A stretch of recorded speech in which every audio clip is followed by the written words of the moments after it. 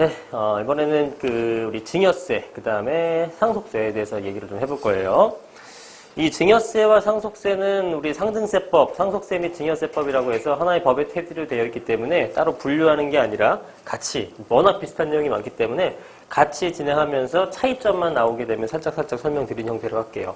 뭐 증여세랑 상속세 모르시는 분은 없겠지만, 간단하게 설명드리면 증여세는 살아있을 때 누군가에게 무상으로 무상으로 주는 행위를 말하는 거고요. 상속은 돌아가셨을 때 그 상속인들이 받았을 때 내는 세금이다 라고 보시면 되겠습니다. 수증자, 그 다음에 상속인, 이렇게 받는 사람들이 내는 세금이에요. 자, 여기서 한번 보게 되면, 자, 여기서는 용어만 좀 정리해 볼게요. 용어를 여러분들이 많이 헷갈려 하시니까 용어를 정리하겠습니다. 자, 먼저 피상속인이 있고요. 그냥 상속인이 있어요. 근데 이 피상속인이 주는 사람인지 죽은 사람인지 되게 헷갈리죠? 그래서 이제 저 용어를 정리해 드리는데, 피상속인은 일단 사망자입니다. 근데 이게 돌아서만 까먹고 하거든요. 그래서 이걸 어떻게 외우냐면은 피상속인 있죠? 예, 피상속인이 돌아가신 분이에요. 제가 공인중개사 공부할 때 이게 선생님이 알려주신 방법이라 이렇게 외우니까 전혀 안 잊어먹더라고요. 피상속인은 사망자. 그 다음에 상속인은 상속을 받는 자라고 보시면 됩니다. 그 다음에 증여자. 증여자도 주는 사람이 증여자고요. 받는 사람은 수증자라고 합니다. 받을 숫자 써서 수증자. 증여자는 증여를 한 사람, 수증자는 증여를 받은 사람, 이렇게 보시면 되고요. 그 다음에 우리 수증자 같은 것도, 우리 분양자 같은 것도 많이 헷갈리시는데, 여러분들이 아파트를 분양받으시면은 분양자가 아니에요. 분양자는 분양을 한 사람이 분양자고, 여러분들은 수분양자, 받을 수분양자가 여러분들이고, 분양을 한 사람이 분양자예요. 자, 그래서 직계 존속과 직계 비속이 나옵니다. 이번에는 직계 존속과 직계 비속. 이건 아예 처음 들어보신 분도 있을 텐데, 직계 존속은 위로 올라가는 걸 얘기해요. 그래서 아버지나 어머니나 예를 들어 할아버지, 할머니나 이렇게 위로 올라가는 형태는 직계 존속. 그 다음에 직계 비속은 아래쪽으로 내려가는 겁니다. 직계 비속은 그러니까 자녀, 손녀, 손자 이런 사람들을 직계 비속이라고 하는 거예요. 요것도 안 헷갈리시려면은 직계 비속은 비가 위에서 아래로 떨어지잖아요. 하늘에서 내려오죠. 그래서 비속은 아래로 내려간다. 그래서 이제 자녀, 손자고, 존속은 위로 올라가는 거. 존경하신. 예, 이렇게 보시면 돼요. 그 다음 반계월족이란 말도 나오는데, 이 반계월족은 우리가 사촌 이내의 친척들을 얘기하는 겁니다. 그러니까 삼촌, 그 다음에 이모, 고모, 숙부, 외숙모, 등등등등 있죠. 예, 이런 분들을 다 반계혈족이라고 얘기를 합니다. 그 다음에 거주자랑 비거주자 나오는, 여기까지 아실 필요 없을 것 같긴 한데, 이거 넘어가죠. 거주자는 국적을 불문하고 국내에 주소를 두거나 1년 이상 거소를 둔 사람, 그 외에는 비거주자. 이렇게만 아시면 될 것 같습니다. 자, 그래서 여기는 용어만 정리하고 갈게요. 나머지 건 뒤에서 중복되는 부분이니까 다 설명드리겠습니다. 자, 제일 먼저 이걸 볼게요. 세율. 자, 세율입니다. 자, 어찌어찌해서 과세 표준 구간이 나왔어요. 과세 표준 뒤에서 구하는 방법 알려드릴 거고, 과세 표준이 나왔으면은, 자, 과세 표준 1억 원이다. 1억 원이다. 그러면은 세율이 10%예요. 그래서 세금이 얼마다? 세금이 1,000만 원이 나오는 거죠. 여러분들이 1억 증여 받았으면은 세금이 1,000만 원 내는 거예요. 그죠? 공제 같은 거 일단 생각하지 않고, 이것저것 다 했더니 최종적으로 과세 표준이 5억이 나왔다? 그러면 20%입니다. 20%면 얼마예요? 5억에 20%면 1억.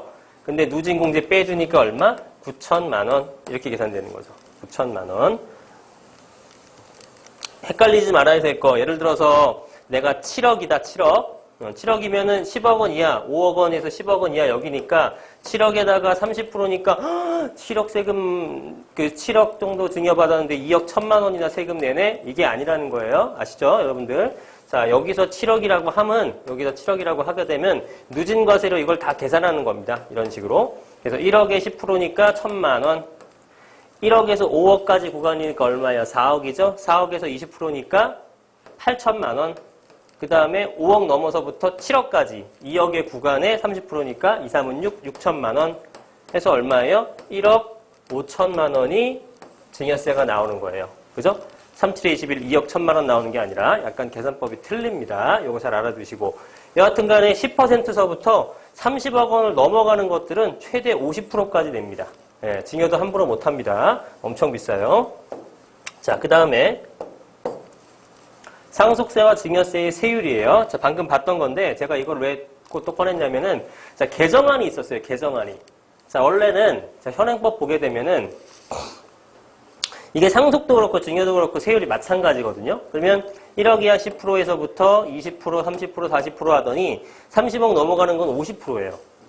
그럼 여러분, 물론 이제 뭐 이거 넘어가시는 분들이 많지는 않겠지만, 내 재산이 막 1,000억쯤 돼. 그죠? 이분이 열심히 일을 해서 벌었겠죠? 뭐라 사업을 하든 뭐라든.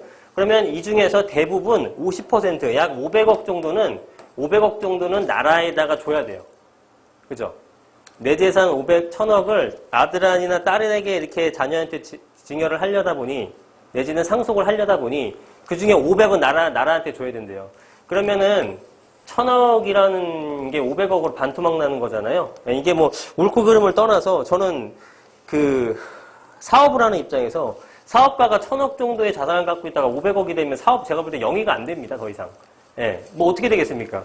그래서 이거에 대해서 너무 좀 과하지 않느냐라는 의견이 있어가지고 개정안이 나왔었어요. 그래서 개정안은 5억 이하는 7%로 묶었고 15억 이하 16%, 현저히 줄었죠. 30억 이하 25%, 무엇보다 30억 초과하는 게 34%로 50%에서 많이 줄어들었죠. 그래도 1,000억에서 340억은 가져가는 거예요. 이것도 사실 과하다고 저는 생각을 하는데 어쨌든 이조차도 어떤 국민 정서에 반한다는 의견이 많아가지고 이조차도 통과가 안 됐습니다. 그래서 현행은 아직도 이렇게 되는데 나중에 변할지는 모르겠습니다만 제가 볼 때는 50%를 가져가는 건 굉장히 좀 큰 것 같아요. 그죠? 네. 모르겠습니다. 생각하는 게 다 틀리기 때문에 저는 개인적으로는 그렇게 봅니다. 어쨌든 현행법상 10%서부터 최대 50%가 상속세와 증여세의 현행 세율입니다. 자, 다음 상속세와 인적공제, 물적공제. 우리가 어떤 거를 세금을 납부하더라도 이렇게 공제해주는 제도가 상당히 많죠. 여기도 여러 가지가 있는데 일단은 사람한테 공제를 해주는 인적공제가 있고요. 그 다음에 물적공제가 있습니다. 더 중요한 건 인적공제인데 요거부터 한번 살펴볼게요. 자, 처음에는 기초공제, 여기서 잘 들으셔야 됩니다. 좀 어려울 수도 있어요. 자, 기초공제 2억 원을 해줘요. 이거는 거주자니 비거주자니 뭐 상관없이 무조건 2억 원 까줍니다. 그럼 여러분들이 재산을 상속을 2억 받으셨어요. 그 상속세가 얼마다? 무조건 없다. 무조건 없다. 왜냐하면 2억은 그냥 무조건 해주는 거예요. 자, 그 다음에 배우자 상속공제는 5억 원에서 30억 원까지입니다. 배우자한테는 5억에서 30억까지 해줘요. 이게 5억이 5억이고 30억이 30억이지 뭔 소리냐 헷갈리시는데 어쨌든 배우자는 최대 30억까지 받을 수 있어요. 그러면은 남편이 돌아가시면서 부인한테 30억 정도 자산을 남겼다. 상속세가 하나도 없는 겁니다. 아시겠죠? 자, 그래도 상속세 얘기하고 있는 거예요. 그 다음에 기타 인적공제가 뭐냐면 자녀한테 줄 때, 그 다음에 미성년자한테 줄 때, 연로자, 장인한테 이렇게 줄 때마다 공제가 있습니다. 그래서 자녀한테 줄 때는 5천만 원씩 공제를 해주는 거고, 그 다음에 증여세에서는 없는 연로자 공제, 장애인 공제는 그 뒤에 설명드릴 건데 나이에 맞게끔 주는 공제를 해주는 제도들이 있어요. 자, 어쨌든 이런 식으로 기타 인적 공제가 굉장히 여러 개 있잖아요. 이걸 다 합산을 합니다. 그 다음에 기초 공제까지 합산해요. 그러면 2억 플러스 알파가 되겠죠? 2억 플러스 알파. 네, 이 금액으로 할래? 아니면 그냥 복잡하니까 일괄 공제하자. 5억 원으로 할래? 이거 중에서 우리가 선택을 할 수가 있어요. 네, 그러면은 당연히 선택은 뻔하겠죠. 2억에다가 인적 공제가 4억이 나왔어. 그러면 6억이잖아요. 그럼 일괄 공제 안 하고 기초 플러스 인적 공제를 하겠습니다. 라고 하면 되는 거고. 자녀가 요즘엔 거의 뭐 자녀분들이 한둘밖에 없죠. 예전이야 뭐 6, 7명 됐지만. 그러니까 지금은 이 기초 공제에다가 기타 공제, 일적 공제 해봤자 뭐 얼마 안 된다고요. 예, 그럴 땐 뭘 하는 게 좋겠다? 일괄 공제를 선택하는 게 좋겠다. 하시면 됩니다. 대부분은 요즘엔 일괄 공제를 하죠. 이거는 배우자 공제는 별도기 때문에 5억에다가 배우자 공제가 또 들어갑니다. 네, 그럼 배우자 공제 최저가 얼마예요? 5억이니까 최저 10억까지는 배우자분하고 같이 이렇게 자녀하고 같이 상속 받을 때 10억 정도 자산까지는 상속세가 없다라고 보시면 됩니다. 이해되셨죠? 그 다음에 이제 별건 아니지만 뭐 그냥 살펴보면 금융재산가액 예금 같은 거죠. 예금 같은 거. 예금 같은 거는 20%까지는 그냥 공제예요. 그러면 예를 들어서 내가 5억짜리 예금 통장을 남겨주셨어요. 아버지가 돌아가시면서. 그러면 곱하기 20%니까 얼마입니까? 1억. 빼준다 이거예요. 그러니까 5억짜리 받았지만 5억으로 계산하는 게 아니라 4억으로 계산해서 상속세를 낸다는 얘기입니다. 자, 이런 식인데 예를 들어서 우리나 5억이지 어떤 집은 500억이 될 수도 있잖아요. 근데 500억에서 20%면 얼마입니까? 100억이죠? 그럼 100억을 상속세를 깎아줘야 될까요? 이건 또 아니죠. 과세 형평상. 그러다 보니까 이 한도가 있어요. 그 한도가 얼마냐면은 2억 원까지입니다. 그럼 20%가 2억 원 한도니까 최대 얼마다? 예금 10억까지, 예금 10억 정도까지가 최대 2억까지 받을 수 있는 거고요. 20억짜리 예금을 받아도 2억만 혜택받고 30억짜리 예금을 받아도 2억만 혜택받고 2억이 한도가 되겠습니다. 반면에 너무 적은 것들이 있어요. 2천만 원 내가 예금 받았어. 2천만 원 통장 남은 거, 뭐 2천만 원도 큰 돈이지만 2천만 원짜리 예금을 남겨주셨어요. 그러면 2천만 원에 20%면 얼마입니까? 400이죠? 그럼 400 제외하고 1,600만 원에 대해서 상속세를 부과하느냐? 그렇지 않습니다. 이건 너무 좀 이것까지 그 세금 부과하는 건 너무하니까 2천만 원 정도의 예금까지는 상속세가 전액 면제가 됩니다. 20% 면제가 아니라 전액 면제가 되는 부분이 있다라는 거죠. 자, 그래서 보시면 주택 가격, 그다음에 동거주택 같이 살고 있었다? 그러면 그 주택 가격의 80% 거의 대부분을 5억 원 한도 내에서 공제를 해주고요. 이거는 특정 사람들만 관심이 있어 하는 건데 혹시나 모르니까 알아만 두십시오. 가업을 승계하는 경우에는 500억 원 한도까지 공제를 해주고 영농 같은 경우에도 15억 원 한도까지 공제를 해줍니다. 이건 조건이 몇 가지 들어맞아야 돼요. 뭐 가업 상속에 대한 조건, 뭐 가업을 몇 년간 했다라는 거라든가 이런 거에 따라서 한도가 다 틀려요. 30년 하면 500억, 뭐 20년 하면 300억, 뭐 이런 식으로. 그러니까 관련이 있으신 분들은 그때 가서 또 자세하게 세무사한테 상담을 받으시고 이걸 보시는 분들은 이런 것도 있구나 해서 나중에 활용하시면 되겠습니다. 자, 뭐 상속세단 손실 발생한 경우에 당연히 공제해주겠죠. 대손실 공제라고 표현합니다. 그 다음에 증여세와 상속세 인적 공제예요. 자, 차이점을 먼저 볼게요. 기초, 배우자, 자녀, 미성년, 연로자, 장애인 이런 게 있는데 자, 상속세는 기초 공제 아까 2억에다가 그 다음에 인적 공제가 있다 그랬죠. 배우자 공제는 우리 증여할 때는 배우자한테 얼마까지 해주냐면은 6억까지는 비과세를 받습니다. 6억까지. 그러니까 남편이 부인한테 증여를 했다. 시가 6억 원짜리예요. 그러면 증여세가 전혀 없는 거죠. 돌아가시면서는 최대 30억까지도 상속 공제를 받을 수 있습니다. 상속 공제를 받을 수 있다. 그럼 자녀는 얼마를 받느냐? 자녀는 똑같습니다. 5천만 원까지 공제를 받는 거예요. 그러면 1억 원 정도의 그 자산을 원룸 같은 거를 증여를 해줬어요. 자녀한테. 이런데 시가가 1억인데 실제로는 5천만 원 공제하고 5천만 원에 대한 증여세가 나온다. 이 뜻입니다. 그래서 5천만 원. 상속도 마찬가지. 미성년자 같은 경우에는 5천이 아니라 2천만 해주는 거예요. 상속세는 좀 틀려요. 상속세는 미성년자가 19세에 달하기까지 연수에다가 1,000만 원을 더해줍니다. 그러면 10살이에요, 10살. 현재 10살인데, 돌아가서 상속을 해주게 됐어요. 이 자녀에게. 그럼 19세까지니까 9년이죠? 9년이면 1,000만 원을 얼마를 공제를 받을 수 있어요? 9천만 원 공제를 받을 수 있다라는 겁니다. 자, 연로자는 어떻게 되냐면은 5천만 원까지 받을 수가 있어요. 연로자라는 것의 기준은 65세 이상, 배우자를 제외하고요. 연로자한테 상속을 해준다, 5천만 원. 그 다음에 장애인한테 공제를 해주는 것도 있습니다. 우리 장애인한테 상속을 해주게 됐어요. 장애가 있으셔. 그래서 그런 분들은 1,000만 원에다가 기대 수명까지. 기대 수명 요즘 뭐 80세, 85세 되나요? 그 정도까지의 기대 수명 곱하기 1,000만 원이 됩니다. 요거는 배우자가 있어도 마찬가지로 공제가 되는 부분입니다. 자, 그래서 보시면 증여세는 어떻습니까? 10년마다 다시 공제 가능하다. 그러니까 반대로 얘기하게 되면은 10년에 한 번씩 공제 가능한 거예요.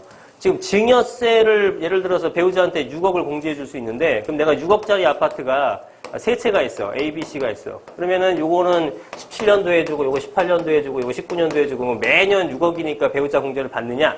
안 되겠죠. 그래서 이 기간이라는 것은 정해져 있는데 그 기간이 언제냐? 10년이라는 겁니다.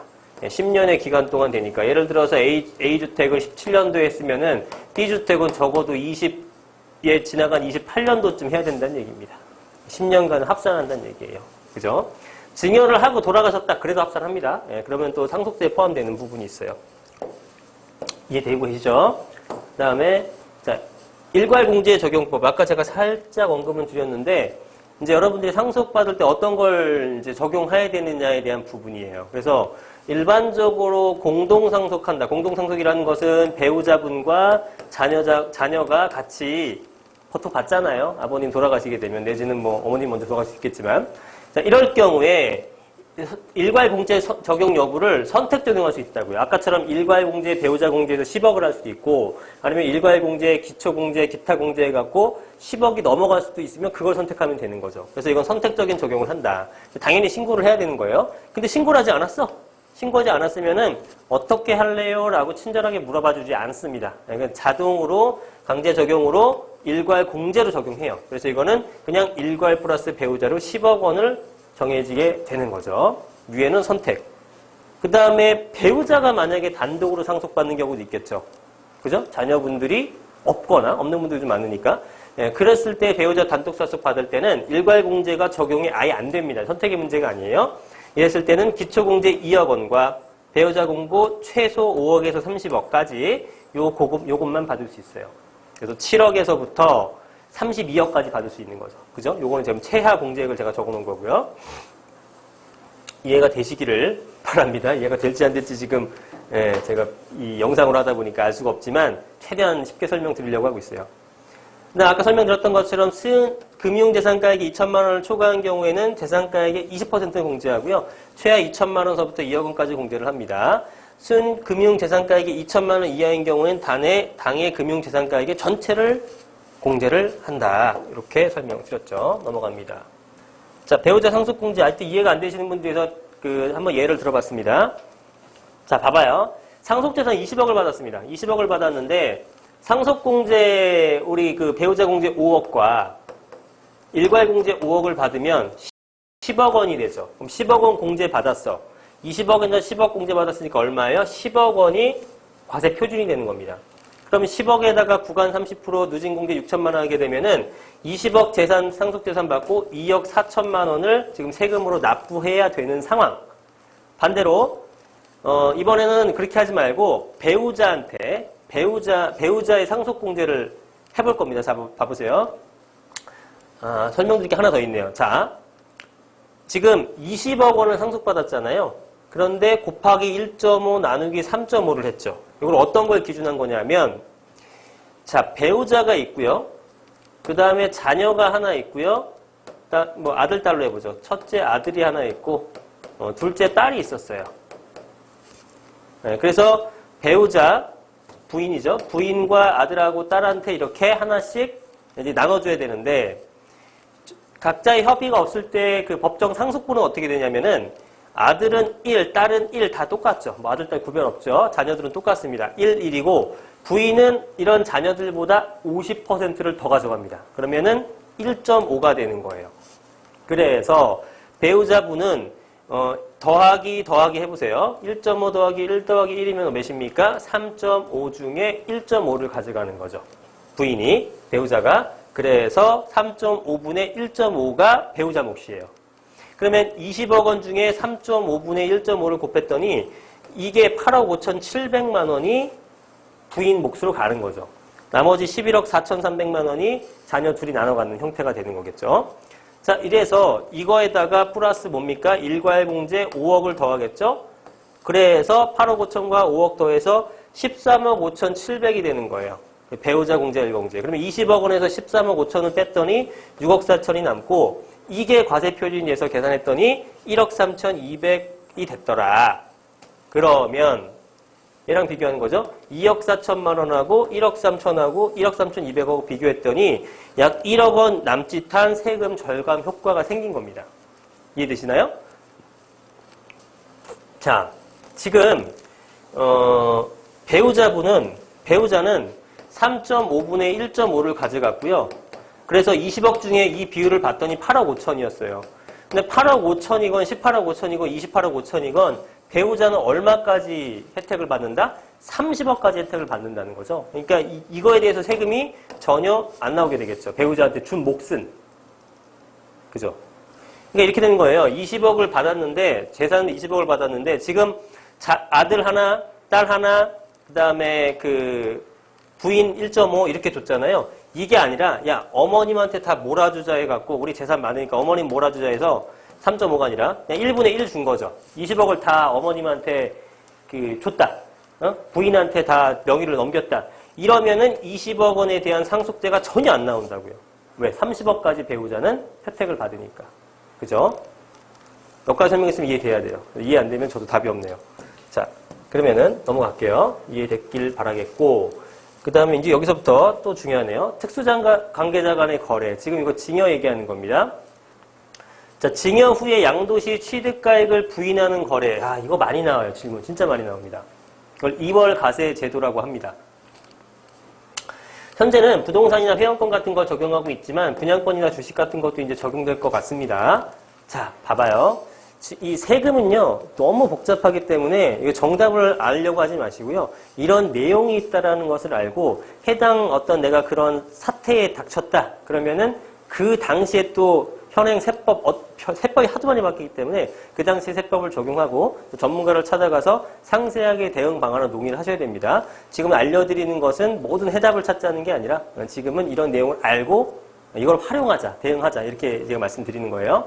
첫 번째, 징여 후 양도시 취득가액을 부인하는 거래가 되겠습니다. 이게 2월 과세 제도라고 하는데 이런 내용이에요. 자, A가 있고요.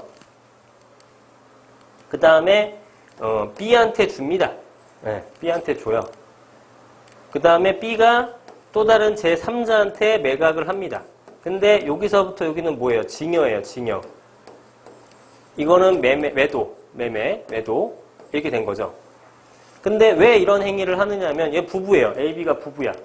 왜 이렇게 하냐면은 A는 예를 들어 3억에 샀어요. 근데 B는 지금 B한테 증여되는 시점에는 취득가가 3억이었고 한 5년 있다가 보니까 이게 6억이 됐네? 예. 그러니까 얘는 6억에 넘겨주죠, 시세에. 그러면 부부니까 6억까지 증여세가 있다, 없다? 없다. 그래서 세금을 안 내요. 그리고 얘한테 7억에 파는 거예요. 그러면 불과 1억에 대한 세금만 내면 되잖아요. 그러면은 1억에 대한 세금 한 2천만 원밖에 안 낸단 말이에요. 근데 얘가 갖고 있다가 얘 제3자한테 팔게 되면 3억에서 7억이니까 4억에 대한 그 양도세를 내야 되죠. 그럼 4억에 대한 양도세는 거의 뭐 1억 한 7, 8천 되니까 한 1억 4, 5천 정도를 지금 세금을 세입을 했단 말이에요. 당연히 누구나 이러고 싶죠. 당연히 이러고 싶으니까 성행했던 거고 이 성행하다 보니까 이거를 막아야겠죠, 정부에서는. 그래서 이 부분을 못하게 합니다. 어떻게 못하게 하냐면 A가 B한테 증여를 하고요. 그 다음에 B가 또 다른 제3자한테 팔 때 기간이 5년이 넘어야 돼요. 자, 그러면은 얘가 그 증여를 했던 시점이 예를 들어 15년이다. 그러면 적어도 매도는 2015년 1월이다. 그럼 적어도 매도는 2020년 2월 이후부터 가능한 거라고요. 증여를 받은 후 5년이 지나야 돼요. 그러면 아무 문제 없어요. 그런데 5년 이내에 했다라고 하면은 어떤 식으로 되냐 하면은 비록 얘가 6억의 아파트를 증여를 받아서 7억에 매도를 해서 1억의 차익을 남겼지만 1억의 차익을 남긴 게 아니라 3억에 사서 7억에 넘긴 것처럼 4억의 취득가로 수정을 해버립니다. 과세당국에서. 이해되시죠? 6억의 증여를 받아갖고 7억에 팔았으면 1억에 대한 세금 내는 게 정당한 건데 여기 넘어올 때 뭐 증여세를 냈거나 뭐 냈을 수 있지만 어쨌든 간에 이렇게 돼요. 그래서 이거는 난 1억 정도의 세금만 낼 줄 알았더니 그게 아니라 3억에 사서 7억에 판 4억에 대한 세금을 납부를 하는 거라고요. 근데 웃긴 건 뭐냐면 이게 조금 잘못 설명하신 분들이 있어서 설명드린 건데 A가 B한테 증여 그 다음에 얘가 얘한테 매도를 했죠. 제3자한테. 자, 이랬을 때 A가 B한테 증여하면서 예를 들어 증여세를 뭐 한 5천만 원 냈어요. 5천만 원 내고 얘가 매도할 때 2천만 원 내더라도 그죠? 다이렉트로 넘겼을 때 넘기는 1억 한 뭐 7천보다는 훨씬 싸니까 이렇게 한 거잖아요. 그런데 이 걸렸어. 걸려가지고 너 2천만 원 내는 게 아니라 1억 7천을 내라? 이렇게 돼요. 그러면은 얘는 나 그러면은 뭐 걸리거나 할 수 없는데 기존에 증여세 5천만 원 냈으니까 여기서 까고 1억 2천만 원 낼래요? 이런단 말이죠. 근데 그게 안 돼요. 그게 안 돼. 그러니까 이거는 증여세 5천만 원 받은 거는 그냥 꿀꺽해. 국세청에서. 국세에서 꿀꺽하고 별도로 또 받는 거예요. 그래서 이 5천만 원은 필요 경비로는 인정이 받아요. 필요 경비. 필요 경비 뭔지 알죠? 그러니까 얘가 그러니까 양도 가액, 과세 표준은 좀 줄어들 수 있는데 세액 자체가 줄어드는 건 아니잖아요. 그래서 굉장히 손해를 봅니다. 증여세 납부를 하고 또 양도세도 납부를 해야 되니까 굉장히 커지게 되는 거죠. 그래서 이거는 양도할 때의 취득가액을 부인하는 겁니다. 취득가액을 6억으로 하는 것이 아니라 3억으로 이거를 부인하고 원래 샀었던 3억으로 파는, 그래서 양도차익이 네가 많은, 그래서 세금을 많이 내야 되는 이런 상황으로 만들어버리는 게 2월 과세 제도입니다. 이거 잘 알아두셔야 돼요. 결론은 뭐다? 증여받고 5년 내로 팔 생각 하지도 말자. 네, 그 생각하시면 됩니다. 다음 두 번째는 증여 후 양도를 부인하는 거래예요. 미묘한 그 말 차이가 있는데 잘 이해를 하셔야 됩니다. 양도를 부인하는 거래는 뭐냐면 지금 A가 있고요. B한테 줬어요. 얘네들은 이제 친척간이야. 그 다음에 얘가 다시 C한테 이렇게 이제 제3자한테 또 판매를 합니다. 판매를 해요. 자, 이랬을 때 이거는 아까 같은 경우에는 B가 제3자한테 이렇게 매매를 했을 때 그리고 이거를 증여했던 거죠. 증여를 했던 거야. 같은 상황이죠. 같은 상황인데 뭐가 틀리냐면은 B가 제3자한테 매도한 거를 어떻게 설명해야 돼? B가 제3자한테 매도한 거, 그 다음에 A가 B한테 증여한 거를 A가 B한테 증여한 것 자체를 인정을 안 합니다. 아까는 인정을 했죠. 인정했기 때문에 증여세 꿀꺽 먹었잖아. 그 다음에 양도세 부분도 또 세금 내라고 했고. 근데 이거는 B가 제3자한테 판 거 자체를 인정 안 하고요. A가 B한테 증여한 거 자체를 또 인정을 안 합니다. 그래서 어떻게 하냐면은 이거는 얘가 얘한테 다이렉트로 넘긴 거야 라고 보는 거예요. 아까의 차이점 아시겠습니까? 아까는 B가 C한테 넘긴 거를 인정하되 취득가액만 A가 취득한 금액으로 인정. 지금은 야 이거 매매도 안 돼, 증여도 안 돼요. 처음부터 얘가 얘한테 넘긴 걸로 보는 거예요. 그죠? 그러면은 얘는 3억에 취득해서 아까처럼 얘가 6억에 증여를 했었다가 7억이라고 하더라도 3억에서 7억으로 다이렉트로 넘긴 걸로 봐서 양도세를 부과한다고요. 단 아까와의 차이점은 뭐냐면 증여세를 부인하는 거죠. 증여세 자체를 이거 인정 안 해주고 이거 인정 안 해주는 거잖아요. 그럼 증여세 인정 안 했는데 증여세를 먹으면 안 되지. 국세청도. 그죠? 그래서 여기 받았었던 증여세는 다시 돌려줍니다. 이때는 환불을 해줘요. 그죠? 환불을 해주고 네가 내 거는 A에서 C로 다이렉트 넘겨갔을 때의 걸로 계산해서 받는 겁니다. 이거는 부당행위 계산 부인 제도라고 하는 거예요. 말이 너무 어렵네요. 설명하기가. 예. 하여튼 내용은 이해 가셨죠? 그런 게 있어요. 예. 기간은 역시 5년입니다. 그래서 특수관계자 간의 양도를 증여로 추정하는 데서 무조건 가족이라든가 친척이라든가 이렇게 하게 되면은 일단은 증여로 추정합니다. 국세청은 증여로 추정하고 증여가 아니다라는 것을 증명을 해야 돼요. 예, 그렇게 되게 되면은 일단은 이제 매매로 성립되는 거죠. 그 다음에 특수관계자를 매개로 우회 증여 시 증여를 추정하는 제도다. 이것도 마찬가지예요. 자, A가 있고 B가 있고 C가 있어요. A가 이제 남편. 그 다음에 뭐 B가 이제 친척이에요. 그리고 다시 이쪽에 이제 부인이야. A의 부인. 예. 그래서 이렇게 증여를 하는 거야. 그러면은 이거는 A에서 B로 증여하고 B에서 C로 증여하는 형태가 아니라 A가 바로 C로 증여한, 자기 부인한테 증여한 형태로 보는 거라고요. 이해되시죠? 우회 증여죠? 우회해서 증여한 거. 이 사람한테 결국 증여하고 싶었는데 A는 얘를 통해서 우회 증여한 거잖아요. 예.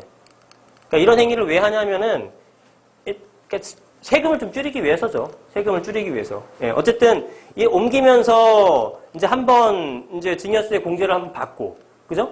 또 옮기면서 또 증여세 공제를 한번 받고, 이렇게 되는 거잖아요. 개념 이해 가시죠?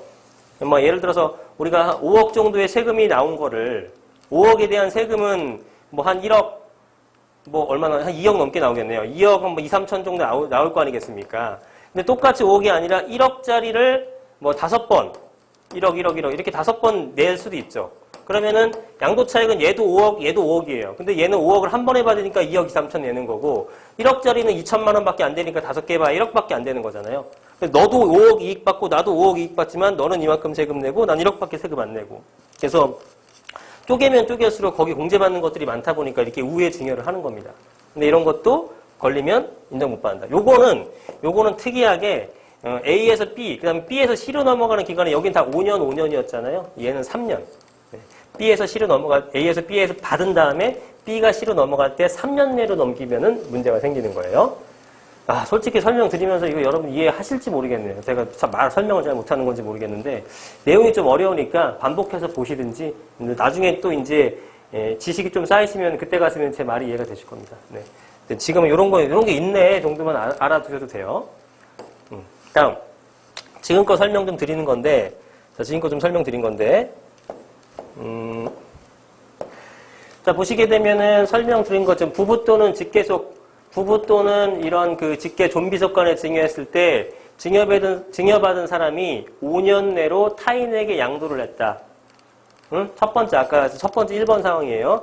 그랬을 때는 2월 과세 제도를 적용해서 자, 취득가액은 증여자, 아까 A죠. 증여자 A가 처음 취득했을 때의 가격을 적용을 합니다.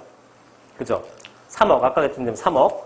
3억에서 6억에 증여했다 7억 하는 게 아니라 6억에서 7억까지 1억 매매가가 아니라 3억에 구입해서 7억에 매매한 걸로 인정하겠다. 그리고 2월 과세 제도가 적용된 경우에 증여세는 환급되지 않고예요. 그냥 필요 경비로는 산입할 수 있지만 환급되지 않는다. 그러니까 증여도 인정을 해버리고 취득가액만 부인하는 거다.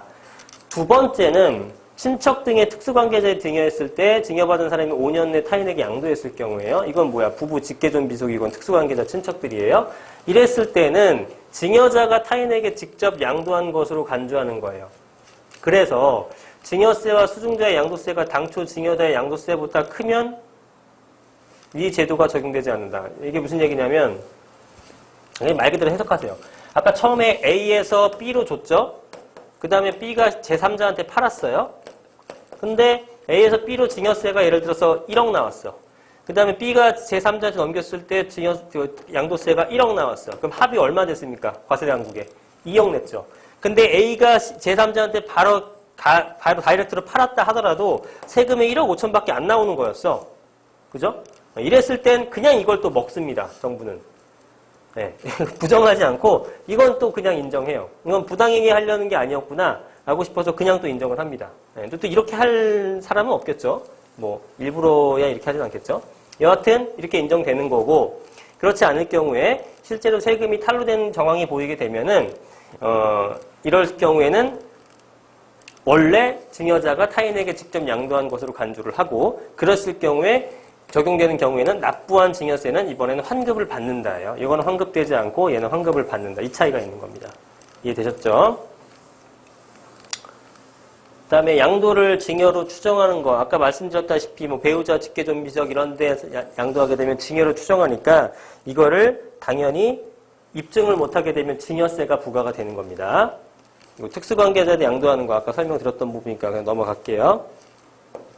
자, 그 다음에 특수관계자의 저가 양도라고 있습니다. 양도자는 특수관계자에게 저가로 양도하는 경우 시가로 고쳐서 양도세를 과세합니다.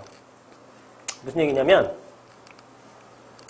중요한 내용인데 그러니까 뭐 아는 사람이에요. 특수관계자한테 저가로 시가의 5%나 3억 원 차이로 양도하는 경우에는 시가를 고쳐서 양도를 한대요. 예를 들어 10억짜리 아파트예요.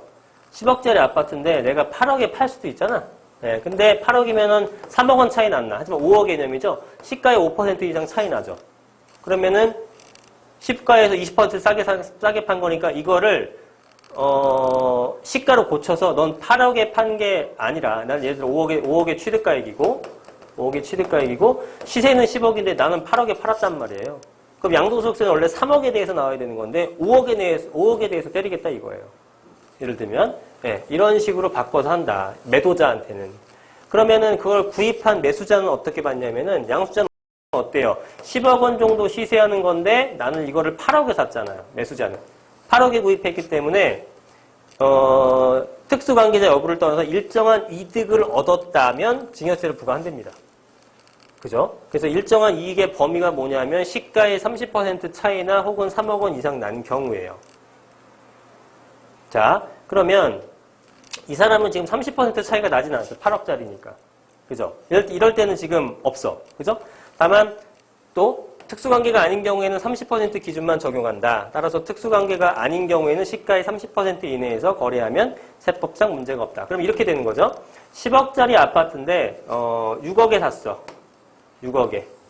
예. 그러면 어떻게 됩니까? 이번에는 3억 이상 차이가 나죠. 30% 기준 적용해서 차이가 나죠. 그러면 이 기준 차익 넘어가는 부분들에 대해서는 증여세가 부과가 된다는 겁니다. 아, 이거 설명하기 굉장히 어렵네요. 예. 어쨌든 이런 게 있다고 알아두시면 좋겠습니다. 시세를 여기 예를 한번 들어볼게요. 아버지에 대해서 아버지가 자녀한테 지금 싸게 넘긴 거예요. 그럼 보시면 거래 대상은 주택이고 취득가액은 1억 원에 샀고 거래가액은 3억이에요. 자, 아버지가 1억에 구입한 주택을 시세는 5억 원인데 자녀한테 얼마에 줬어요? 3억 원에 줬다 이 상황입니다. 자, 그래서 원래 양도차익은 얼마입니까? 1억에 사서 3억에 넘겼으니까 2억 원인데 과세당국은 어떻게 표시하면 시세대로 해가지고 4억 원으로 수정해서 양도차익 발생한 것으로 계산해서 양도세를 부과할 수 있다는 겁니다. 자, 또 하나 이번엔 자녀 매수한 사람 매수자는 2억 원의 이익을 봤죠. 왜? 5억짜리 시세를 3억 원에 샀으니까. 그런데 이럴 경우 다음의 경우 중 작은 금액을 차감한 후에 나머지에 대해서 증여세를 과세합니다. 자, 일단 시가의 30%, 그 다음에 3억 원, 이 둘 중에 넘어간 게 있느냐? 넘어갔죠. 왜냐하면 5억의 30%면 1억 5천. 그러니까 3억 5천 정도까지 샀으면 문제가 없는데 이걸 넘겨서 3억 원에 샀잖아요. 그러니까 문제가 됐어요. 그런데 시가의 30% 정도까지는 즉 5억 원의 30%니까 1억 5천은 차감을 해준다는 겁니다. 자, 그래서 3억 원 거래가인데 시세가 5억이에요. 그러니까 얼마 이익 봤어? 2억을 이익 봤죠? 2억을 이익 봤는데 30%인 1억 5천은 차감해준다. 그러면은 너는 5천만 원에 대해서만 세금을 내라예요. 5천만 원에 대해서만 증여세 내라.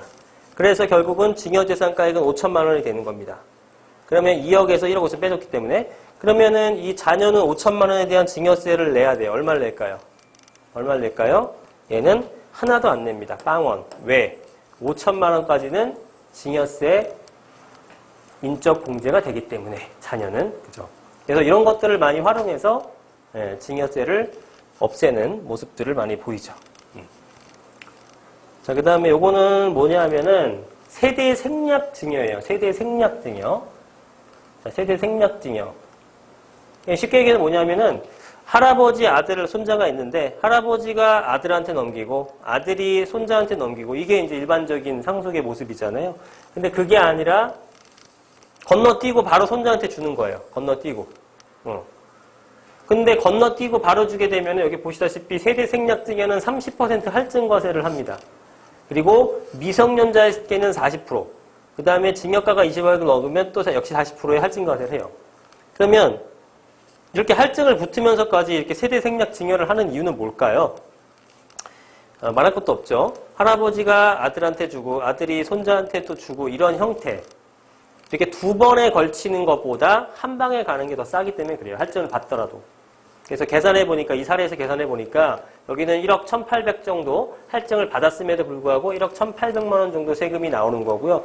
여기서는 9,600 또 여기서도 또 9,600 해서 합이 1억 9,200만 원이 나오는 겁니다. 두 번 걸쳐 상속을 하면. 그러니까 당연히 1억 9,200보다는 1억 1,800만 원이 싸기 때문에 이렇게 세대 생략 증여나 세대 생략 상속을 하는 겁니다. 이해가 되시죠? 자, 이렇게 보시면 됩니다.